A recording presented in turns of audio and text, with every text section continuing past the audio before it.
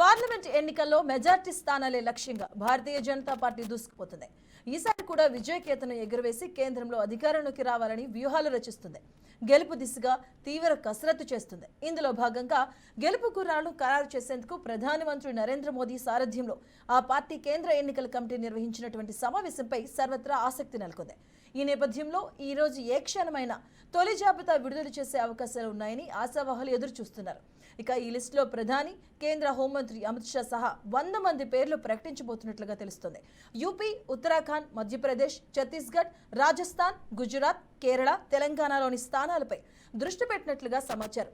ఇక మిగతా రాష్ట్రాల్లో సీట్లపై ప్రాంతీయ పార్టీలతో అంగీకారం కుదిరిన తర్వాత ప్రకటన వెలువడే అవకాశాలు కనిపిస్తున్నాయి.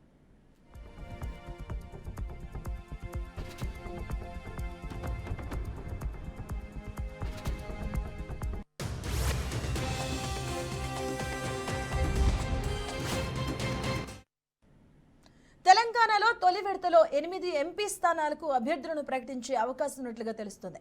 చాలా చోట్ల సిట్టింగ్ ఎంపీలకే మళ్లీ టికెట్లు దక్కుతాయనే ప్రచారం కూడా ఉంది. 2014లో 3,70,000, 2019లో 4,08,000 మెజార్టీతో విజయం సాధించిన ప్రధాని ముచ్చటగా మూడోసారి వారణాసి స్థానం నుంచే పోటీ చేస్తున్నారని బీజేపీ శ్రేణులు భావిస్తున్నాయి.